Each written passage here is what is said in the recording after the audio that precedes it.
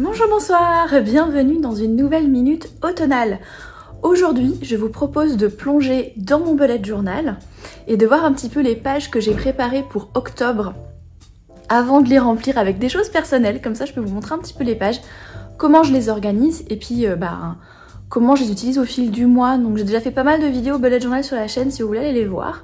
Mais je me suis dit que ce serait pas mal de faire un petit point 2020. Ça fait 4 ans que j'utilise le bullet journal et c'est vrai que ça évolue en fonction des besoins, ça évolue en fonction de mon évolution personnelle aussi. Et du coup, si vous avez vous-même ou si vous êtes intéressé vous-même par le bullet journal, c'est peut-être une bonne idée quelque part d'aller regarder comment d'autres personnes s'organisent pour pouvoir vous inspirer, piocher des idées pour pouvoir créer le bullet journal qui vous convient à vous. Donc sans plus attendre, je vous propose de passer en vue au-dessus du bureau. Alors, bienvenue dans mon bullet journal. Donc celui-ci, je vous l'ai montré dans mes derniers favoris du trimestre. C'est un portfolio A5 de chez Paper Republic. Et donc j'utilise un système de Traveler's Notebook donc qui consiste à avoir une couverture en cuir dans laquelle vous pouvez soit mettre un seul carnet pour le protéger, soit vous pouvez en mettre plusieurs plus petits. Donc là, j'apprécie la flexibilité du système, comme je l'ai déjà expliqué dans d'autres vidéos bullet journal. Donc, comment ça se passe en 2020? Ah oui, et donc en termes de couverture, moi j'utilise celle-ci. Vous pouvez évidemment utiliser n'importe quel type de couverture. Ce qui est important, c'est de regarder les dimensions de la couverture pour avoir une idée des dimensions de carnet que vous pouvez mettre dedans. Pour moi, c'était important d'avoir quelque chose qui soit de taille A5.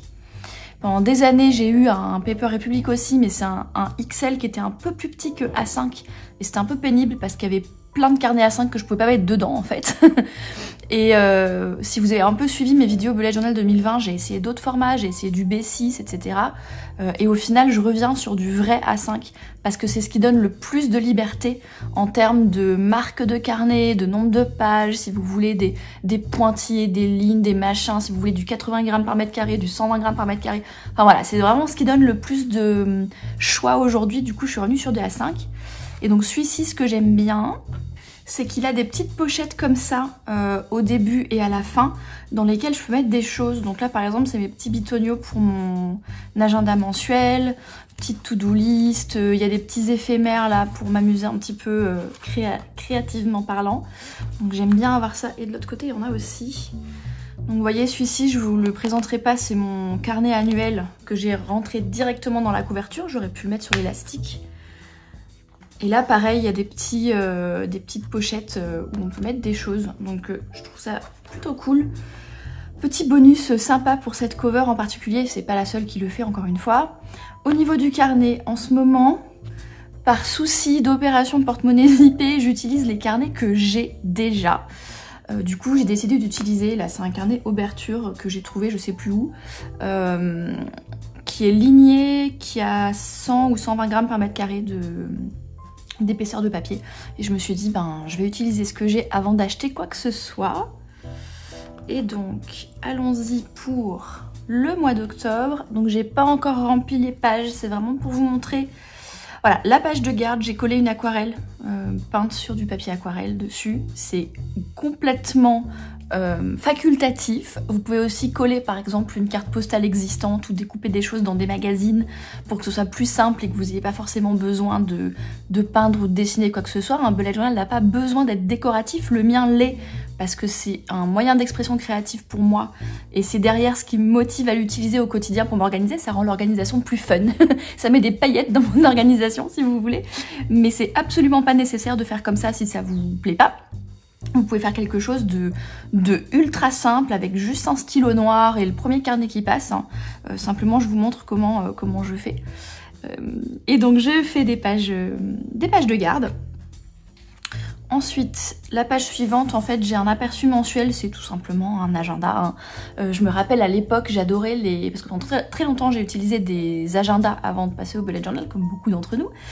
Et j'adorais les agendas japonais, parce qu'ils avaient cette vue mensuelle comme ça, avec les petits carrés, que nous, on n'avait pas du tout dans les agendas européens. Et j'avais découvert ça donc en 2006-2007, quand j'étais en voyage études au Japon. Et j'adore ce truc, parce que justement, on peut utiliser ce machin-là, et on peut venir coller dessus les différentes choses. Là par exemple je peux coller hop, 1er octobre, je vais recevoir mon salaire, voilà. et j'aime bien parce que du coup, on peut vraiment avoir un aperçu d'ensemble de ce qui se passe. J'aime bien tirer des traits, par exemple, pour noter quand quelqu'un vient me visiter sur un week-end ou quand je fais un voyage. Et comme ça, j'ai vraiment ce petit aperçu par exemple des rendez-vous privés aussi que je peux avoir, quel week-end j'ai prévu d'aller manger avec une copine ou des choses comme ça. Enfin, je trouve ça plutôt cool comme aperçu mensuel, avec des notes sur le côté si jamais il y a des choses qui sont annulées ou décalées, ou si je veux mettre un petit peu de détails, sachant que ça remplace pas du tout, pour moi en tout cas, le Google Calendar, donc le calendrier numérique que j'utilise, parce que le calendrier numérique c'est quand même très pratique pour avoir des rappels, donc là on le remplace pas, c'est vraiment plus pour avoir une vision d'ensemble. Et puis parce que je trouve ça fun, tout simplement. Hein. Des fois, on fait les choses juste parce qu'on a envie. Ensuite, ça c'est la double page de suivi. Alors vu que c'est vide, vous voyez pas grand chose. Mais en gros, là, je vais mettre 4 habitudes. Elles changent chaque mois ou pas, ça dépend. En gros, c'est les habitudes que je suis en train d'ancrer dans ma vie.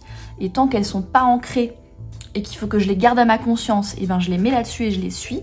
Et l'idée, donc ça représente chaque jour du mois. Et l'idée, c'est que je mets des petits points de ces couleurs-là quand j'ai suivi ces habitudes-là. Donc à titre de référence, au mois de septembre, mes habitudes c'était écrire, dessiner, faire du yoga le matin et méditer. Et les énergies, on en reparlera dans une vidéo dédiée après YouTuber je pense, mais j'ai décidé de traquer, de suivre en fait 4 types d'énergie, donc physique, mentale, créative et émotionnelle. Donc elles seront dans ces 4 colonnes là, avec un décalage si c'est plutôt positif, plutôt neutre ou plutôt vide. Et alors en septembre j'avais tout mélangé, j'avais mis les 3 colonnes et j'avais mis les 4 couleurs dans le même graphique, c'était illisible. Donc là je teste de séparer les graphiques pour pouvoir voir s'il y a les baisses ou les montées d'énergie qui ont une corrélation ou pas. Ça me permet un petit peu de comprendre en fait, de prendre des données, comme dirait Fumio Sasaki dans son bouquin sur les habitudes, prendre des données pour comprendre comment je fonctionne. C'est pour ça que je mets mon cycle aussi dessus, et ça c'est le cycle de la lune. Pour voir s'il y a un rapport ou pas entre mes énergies et la lune, on sait jamais. Voilà, donc ça c'est le suivi, et en fait ce que je fais c'est que tous les matins, quand j'ouvre mon bullet journal pour noter mes tâches de la journée, pour commencer ma journée de travail, je commence par remplir ça. Donc je complète celui de la veille et je remplis comment sont mes niveaux d'énergie ce matin-là. Donc c'est quelque chose, une page sur laquelle je reviens tous les matins. Alors ça, évidemment, comme c'est complètement vide, c'est un petit peu compliqué de vous expliquer puisque je le remplis à mesure que je choisis ce que je veux mettre dedans. Mais en gros, l'intention, ça va être ce sur quoi je veux porter mon attention ce mois-là. Donc ça peut être plein de choses différentes. En général, c'est plutôt des concepts, des idées. Par exemple, savourer, ralentir, profiter ou oser. Là, je sais que... cette semaine, au moment où je filme, parce qu'il y a aussi des intentions de la semaine, mon intention c'est de mettre la priorité à la créativité dans mon quotidien, de vraiment consacrer du temps à écrire par exemple chaque jour. Donc vous voyez les intentions, donc en général il y a un mot ou un groupe de mots et après j'ai un petit paragraphe explicatif entre guillemets de ce que j'entends par là. Et puis je mets aussi sur cette page mon focus créatif, donc là c'est plutôt pour l'aquarelle, où j'ai décidé quel genre d'objet je vais plutôt peindre ce mois-ci, quel cours Skillshare par exemple je suis ce mois-ci. Et je mets aussi parfois, quand j'en ai besoin, un focus développement personnel. Donc par exemple, est-ce qu'il faut que je m'intéresse à l'amour de moi? Est-ce qu'il faut que je m'intéresse à la confiance? Est-ce qu'il faut que je m'intéresse à mon rapport à l'argent? Ce genre de trucs. Et à droite, le tirage du mois, c'est un tirage de tarot en fait. Vous savez, les lames de tarot de Marseille. Alors moi ce que j'ai, j'en ai 2, c'est pas des tarots de Marseille, c'est des tarots un peu particuliers, mais juste des artistes qui ont refait les lames de tarot. On en reparlera si ça vous intéresse, dites-le moi. Ce que je peux vous dire en bref, c'est que c'est du tirage intuitif. C'est-à-dire que je tire les cartes dans le but de voir ce qu'elles m'évoquent dans mon intuition, si ça fait remonter à ma conscience des choses qui sont inconscientes, qui me travaillent inconsciemment en ce moment, les faire remonter à ma conscience pour que ça reste à mon attention ce mois-ci. Personnellement, j'utilise pas le tarot de manière divinatoire. C'est vraiment pour un lien à mon intuition. Ensuite, toujours une double page mensuelle, c'est l'aperçu global de mes projets principaux du mois, avec l'idée de mettre des priorités. Donc en général, la 4e colonne, c'est les tâches diverses, les petits trucs à la con du quotidien. Et les 3 autres colonnes, ça va correspondre à un projet en général créatif écriture ou aquarelle, un projet Floryteller autour du contenu gratuit, donc par exemple ce mois-ci ça va être YouTuber, et un projet plutôt autour de la boutique et des choses qui permettent de rapporter des revenus et de me soutenir en tant qu'artiste indépendante. Donc, et puis l'idée c'est de maintenir l'équilibre du coup entre ces 3 aspects de mon activité d'artiste indépendante pour m'assurer que, en tout cas sur le mois, si c'est pas le cas sur la journée ou la semaine, que sur le mois j'équilibre mes énergies entre ces 3 domaines-là. Et donc soit c'est un projet, par exemple je vais marquer YouTuber, et puis il va y avoir plein de tâches du genre finir de filmer les vidéos, finir de les éditer, planifier les articles sur les réseaux commerciaux pour promouvoir YouTuber, je sais pas quoi. Ou parfois ça peut être écriture, et puis il y a plusieurs tâches sur plusieurs projets d'écriture différents. Par exemple là, préparer le NaNoWriMo, finir la bêta lecture de mes 2 copines qui attendent leur bêta lecture chacune respectivement, etc., etc.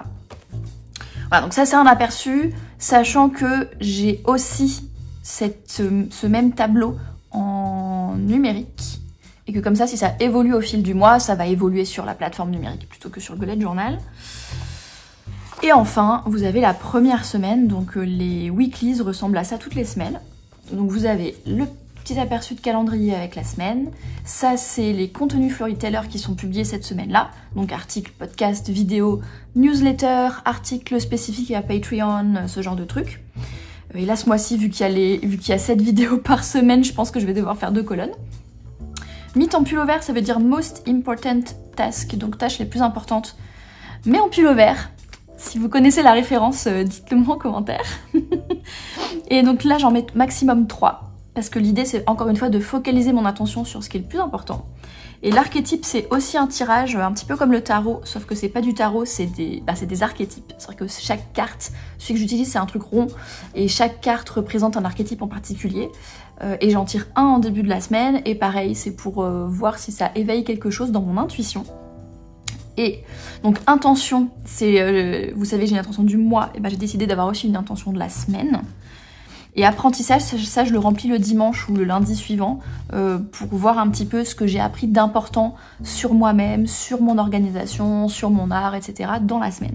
Et vu que je les garde en fait, ces carnets, je sais qu'il y a 2 ans, quand je vous l'avais présenté, le système Traveler's Notebook, le carnet organisation, je le gardais pas, maintenant je le garde. Donc ça me permet de voir un petit peu où j'en suis dans mon apprentissage d'artiste et d'être humain à une semaine donnée, si je réouvre mes carnets dans le futur.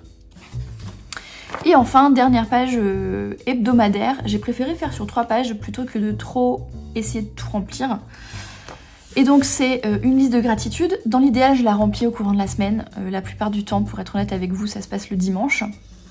Et ça, c'est mes petites finances. Donc avec quoi j'utilise ma carte bleue. Donc ça compte pas forcément les prélèvements, les loyers, les machins comme ça. C'est plus l'argent de poche, entre guillemets, comment je les dépense. Et donc là, on peut imaginer que je vais marquer lundi 28 septembre. Oui, parce que je filme la vidéo avant le 1er octobre pour pouvoir vous montrer ça avant de le remplir. Et je vais commencer à mettre mes tâches, etc. Si vous voulez voir comment je fais mes dailies, dites-le moi.